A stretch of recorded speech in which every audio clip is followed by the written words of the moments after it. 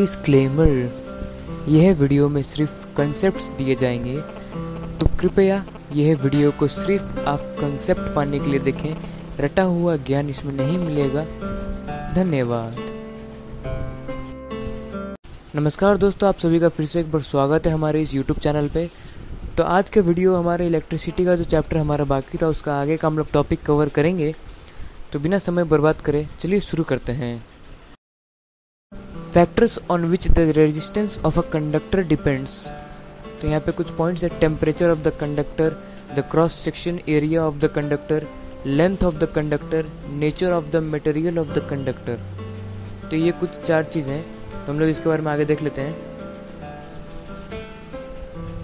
As we saw above, the resistance of a conductor depends upon some factor। हम लोग ने कुछ ऊपर देखा है कि रेजिस्टेंस जो होता है वो कुछ फैक्टर्स पे उसका डिपेंड करता है। तो वो क्या क्या था? लेंथ था, एरिया था, टेम्परेचर था और मटेरियल का उस नेचर था। तो जो टेम्परेचर होता है उससे क्या वो डिपेंड करता है, मैं आपको बता देता हूँ, वो आप नोट कर लीजिएगा अपने में। टेम्परेचर जो होता है, जैसे कि कंडक्टर में जितना आप हीट करेंगे उतना उसमें रेजिस्टेंस बढ़ेगा। तो ये एक तरीके से डायरेक्टली प्रोपोर्शनल हो गया। अब ये जो नेचर का है, नेचर आप जैसे कि जितना गुड क्वालिटी का लेंगे उसमें रेजिस्टेंस कम रहेगा। मान लीजिए आप कॉपर, तो मान लीजिए आप सिल्वर वगैरह का लेते हैं, उसमें रेजिस्टेंस कम रहेगा थोड़ा सा। रेजिस्टेंस का मतलब क्या है, सब हम लोग आगे पढ़ चुके हैं। अब आगे, so from that note we can derive it mathematically. So वो किस किस के ऊपर डिपेंड करता है, हम लोग मैथमेटिकली डिराइव करेंगे। Let's do that. मैथमेटिकली यहाँ पे हम लोग डिराइव करना है कि जो रेजिस्टेंस है वो डायरेक्टली प्रोपोर्शनल होता है लेंथ से, और जो रेजिस्टेंस है वो इन्वर्सली प्रोपोर्शनल होता है एरिया से। क्या क्या है? 2 चीज़ दिया है। रेजिस्टेंस है डायरेक्टली प्रोपोर्शनल लेंथ से और इन्वर्सली प्रोपोर्शनल टू एरिया। अब अगर हम लोग इसको बोथ को कंबाइन करें तो कंबाइन करने के बाद ऐसा कुछ आएगा। रेजिस्टेंस इज, ये प्रोपोर्शनलिटी का symbol L upon area, length by area. तो resistance directly proportional to length by area. तो यहाँ पे लिखा हुआ है while removing proportionality symbol and adding equals to symbol constant rho is added. यहाँ पे एक कांस्टेंट यहाँ पे ऐड हो जाएगा जिसका नाम है रो। उसका सिंबल आप यहाँ पे देख लीजिए, ऐसे कुछ P टाइप का होता है, लेकिन इसको P नहीं बोलते, इसको रो बोलते हैं साइंटिफिकली। तो resistance equals to rho length by area. तो ये रो एक कांस्टेंट है, इसी रो का नाम रेजिस्टिविटी है। रेजिस्टिविटी के बारे में हम लोग आगे पढ़ेंगे। Here, rho is a constant of proportionality and is called the electrical resistivity। ये इलेक्ट्रिकल रेजिस्टिविटी है जो कि हम लोग ने यहाँ पे देखा, R equals to rho L by A। तो ये रो क्या चीज़ है? इसका नाम रेजिस्टिविटी है। तो रेजिस्टिविटी क्या है? तो रेजिस्टिविटी का सिंपल डिफिनेशन है, resistivity is a measure of the resistance of a given size of a specific material to electrical conduction. तो हम लोग ने, मैंने पहले ही बता दिया कि हम लोग को रटा हुआ ज्ञान नहीं चाहिए। तो इसमें क्या रेजिस्टिविटी का मतलब क्या होता है बताने के लिए, जैसे कि हर आदमी का अलग अलग IQ लेवल होता है। आइंस्टाइन का IQ लेवल अलग है, हम लोग का IQ लेवल अलग है। वैसे ही कंडक्टर का जो रेजिस्टेंस होता है उस रेजिस्टेंस का रेजिस्टिविटी अलग होता है।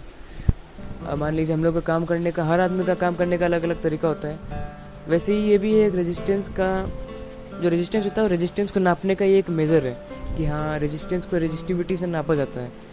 2 रेजिस्टेंस के बीच में अगर हम लोग को डिफरेंस चाहिए तो वो 2 रेजिस्टर के बीच में डिफरेंस हम लोग रेजिस्टिविटी के नाम से हम लोग उसको डिफरेंस कर सकते हैं। तो यहाँ पे जो ये रेजिस्टिविटी है उसका ऐसा यूनिट होता है ओम मीटर। और ये जो रेजिस्टिविटी होता है हर कंडक्टर का अलग अलग होता है। यहाँ पे कुछ मैंने एग्जांपल दिया है, NCERT बुक में पूरा एक बॉक्स बना रखा है, उसमें हर चीज़ का एग्जांपल दिया हुआ है। तो यहाँ पे आप देख लीजिए, सिल्वर का दिया हुआ है 1.60 × 10⁻⁸। वही कॉपर का रेजिस्टिविटी दिया हुआ है 1.62 × 10⁻⁸। टंगस्टन का दिया हुआ 5.2 × 10⁻⁸। तो ये सब कोई चीज़ का रेजिस्टिविटी दिया हुआ है। तो ये एक बार आपको याद नहीं करना, लेकिन आप एक बार थोड़ा सा देख लें ताकि आपको कुछ डिफरेंस पता चले। कोई भी कंडक्टर का अगर रेजिस्टेंस ज़्यादा है तो उसमें करंट कम फ्लो करेंगे, ये सब मैंने पहले बता चुका है। तो आपके NCERT में दिया हुआ है, एक तो बॉक्स दिया हुआ है, उसमें इलेक्ट्रिकल रेजिस्टिविटी ऑफ सब सब्सटेंस एट 20 डिग्री सेल्सियस करके दिया हुआ है, उसमें आप देख लीजिए।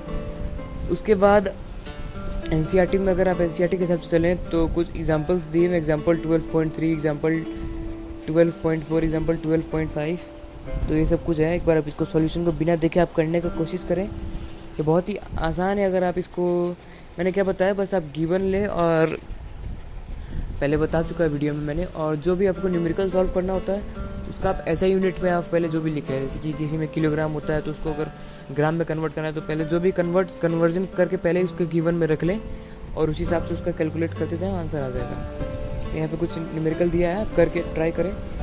फिर इन टेक्स्ट क्वेश्चन दिया है, इसमें कुछ 5 क्वेश्चंस दिए हैं, उसको भी आप करने की कोशिश करें। तो ये बहुत ही आसान मतलब टॉपिक है। तो होप आप लोग को ये थोड़ा सा समझ में आ गया होगा। ये कॉन्सेप्ट आप बस क्लियर कर लीजिए, अपना रटने का कोई ज़रूरत नहीं है। Thank you for watching our video. Please like and share if you like this video, and also subscribe to my channel. Thank you.